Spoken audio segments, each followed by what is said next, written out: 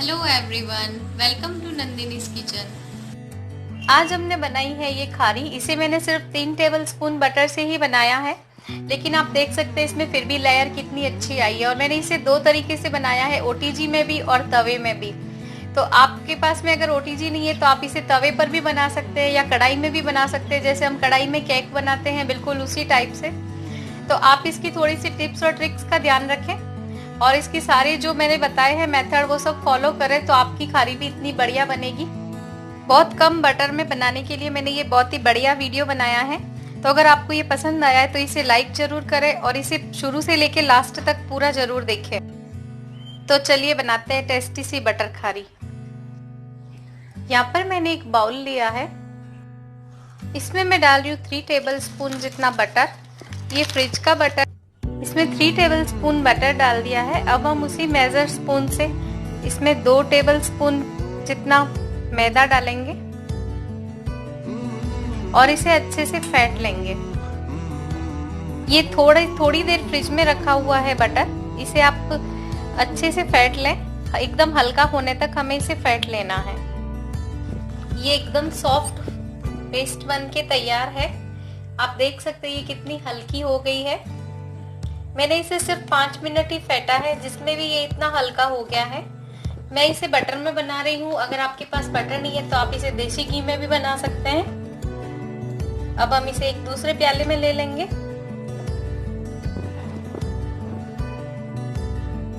इस तरह से ये सारा मिश्रण बन गया है। अब हम इसे साइड में रख देंगे। फिर इसी बाउल में मैं डाल रही हूँ 1 कप जितना मैदा। उसके साथ ही मैं डाल रही हूँ इसमें आधा कप और मैदा। ये टोटल कुल मिला के 250 ग्राम मैदा डाला है मैंने इसमें। अगर आपके पास मेजर कप नहीं है तो आप इसे ग्राम्स में नाप के भी ले सकते हैं। फिर मैं इसमें डाल रही हूँ आधा छोटा चम्मच नमक, क्योंकि बटर में भी नमक होता है, इसलिए मैंने इसमें नमक कम लिया है। और हम इसे अच्छे से मिक्स कर लेंगे। फिर मैं इसमें डाल रही हूँ 1 टेबल स्पून जितना बटर और हम इसे इसमें अच्छे से मिक्स कर देंगे। इसमें बटर अच्छे से मिक्स हो चुका है। अब मैं इसमें थोड़ा थोड़ा पानी डाल के और इसका नरम आटा गूंथ लूंगी। हमें इसका रोटी के जैसा आटा गूंथना है।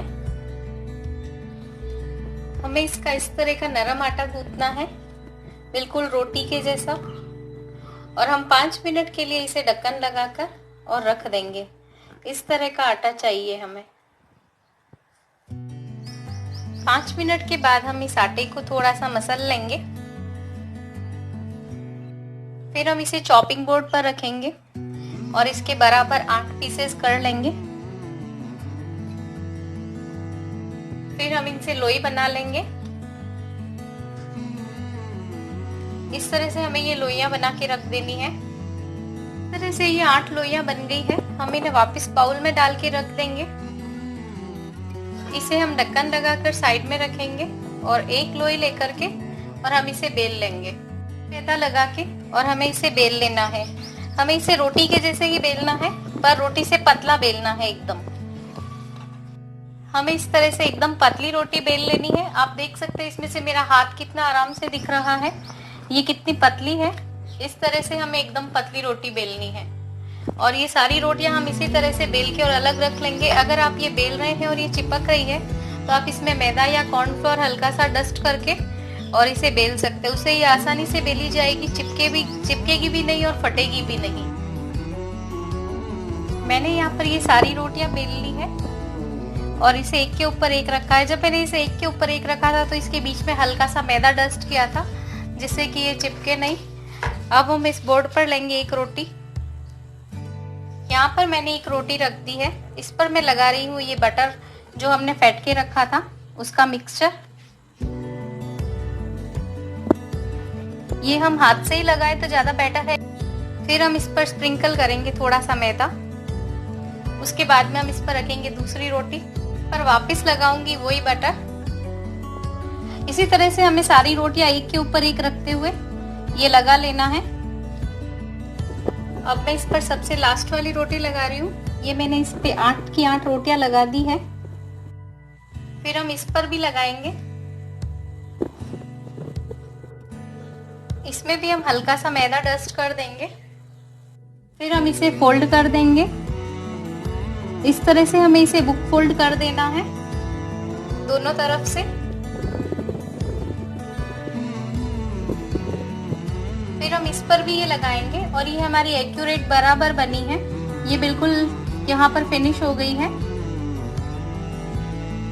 इस तरह से हम इस पर भी लगा देंगे इसे। अब हम वापस इसके भी 2 फोल्ड करेंगे जिससे इसका एक रेक्टेंगल जैसा शेप आ जाए। ये इस तरह से पैक हो जाएगा तो हम इसे एक प्लेट में निकाल के और आधा घंटे के लिए फ्रिज में रख देंगे। मैंने इसे फ्रिज से निकाल लिया है और ये इसके अंदर जो बटर है वो जम गया है। अब हम इसे बेल लेंगे। हमें इसे धीरे धीरे बेलना है।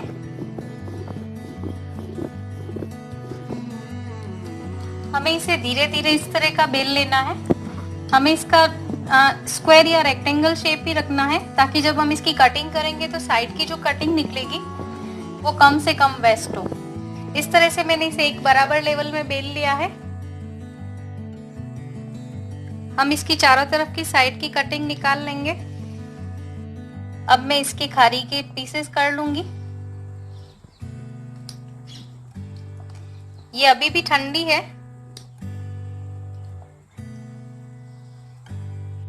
अब हम इसके स्क्वायर शेप में पीसेस कर लेंगे कुछ इस तरह से। आप अपने अकॉर्डिंग कैसा भी शेप बना सकते हैं इसका, जैसा भी आपको पसंद हो। आप चाहे इसे ट्रायंगल बनाना तो इसे इस तरह से काटने के बाद में बीच में से एक कट और दें तो वो ट्रायंगल शेप में भी बन जाएंगे। इस तरह से मैंने ये इसके सारे पीसेस कट कर लिए हैं। यहाँ पर मैंने ली है एक प्लेट, ये बेकिंग वाली प्लेट है। आप नॉर्मल जो स्टील की प्लेट होती है वो भी ले सकते हैं। इसमें मैं लगा रही हूँ ये बटर पेपर और फिर उसके बाद में हमने जो ये बनाए हैं, आप देख सकते हैं इसकी मोटाई हमें इतनी रखनी है। ये मैं इसके अंदर रखती जाऊंगी। ये हम तवे पे बनाएंगे। इस तरह से ये पीसेस रख दिए हैं। यहाँ पर लिए मैंने ये ओटीजी की ट्रे। बाकी के इसके सारे पीसेस जो है वो मैं इसमें ओटीजी में करके बता रही हूँ आपको। मैं दोनों तरीके से बता रही हूँ। यहाँ पर मैंने लिया है तवा, जो हम नॉर्मल रोटी बनाने में यूज में लेते हैं। ये वही वाला तवा है। इस पर मैंने रखा है एक स्टैंड। ये जनरली गैस के साथ में आता है। अगर आपके पास में ये स्टैंड नहीं है तो कोई पतली जो रिंग होती है, इतनी पतली स्टील वाली, आप वो भी रख सकते हैं। फिर उसके ऊपर रख देंगे हम ये प्लेट। इस पर मैं लगा दूंगी एक दूसरे तवे से उल्टा ढक्कन। ये एक नॉन स्टिक तवा जो होता है वो है। अगर ये नहीं है आपके पास में तो आप इसकी जगह पे प्लेट भी रख सकते हैं इस पे, लेकिन वो प्लेट एकदम अच्छे से फिट हो, उसमें इस तरह की रखनी है कि इसमें से एयर बाहर नहीं निकले। तो मैंने इसे एकदम धीरे गैस पे रखा है और हमें ये 5 से 7 मिनट तक इसी तरह से एकदम धीरे गैस पे इसे रखना है। फिर हम इसे पलट कर चेक करेंगे। इसको मैंने ओटीजी में रखा है 180 डिग्री पे। 20 मिनट के लिए लगाया है मैंने इसे और मिडिल रैक पे रखा है। 5 मिनट के बाद में हम इसे उठा के देखेंगे तो ये कुछ इस तरह की ब्राउनिश हो जाएगी। तब हमें इन्हें उलट देना है और इसे दूसरी तरफ से भी सिकने देना है। इस तरह से आप इन सभी को पलट दें और ढक्कन लगाकर इसे वापस और 5 मिनट के लिए हम सिकने देंगे। अब हम इसे एक बार और उलट कर देखेंगे कि ये किस तरह से हुई है। ये इस तरफ से भी सिक गई है, लेकिन अभी भी आप देख सकते हैं ये थोड़ा थोड़ा फूलना स्टार्ट हो गई है। लेकिन अभी भी हमें इसे 5 से 10 मिनट तक और बेक करना पड़ेगा। ये करीब करीब 15 से 20 मिनट लेती है इसे दोनों साइड से उलट पलट के हमें सेकने में। ये जो हमने ओटीजी में खारी बेक की थी वो बिल्कुल बेक होके तैयार है। आप देख सकते हैं ये कितनी बढ़िया बनी है और इसकी कितनी अच्छी लेयर्स भी खुली है। ये अभी बहुत गर्म है, मैं इसे ठंडा होने पे आपको बताती हूँ। अब हम इसे खोल के चेक कर लेते हैं। इसे 20 मिनट हो गए हैं और ये कुछ इस तरह की सिक गई है। आप देख सकते हैं इसकी लेयर इस तरह से खुली है। ये हमारी दोनों तरह की खारी बन के तैयार है। ये वाली हमने ओटीजी में बेक की थी और ये वाली हमने तवे पर बेक की थी। तो मैं आपको ये एक तोड़ के दिखाती हूँ कि ये किस तरह से एकदम क्रिस्पी बनी है। आप देख सकते हैं ये कितनी क्रिस्पी बनी है और इसकी कितनी अंदर से कितनी अच्छी ये फ्रिकी बनी है। अभी मैं आपको ये तवे वाली जो बनाई है हमने, ये वाली भी तोड़ के बताती हूँ कि ये भी कितनी क्रिस्पी बनी है और कितनी अच्छी इसकी लेयर्स निकल रही है।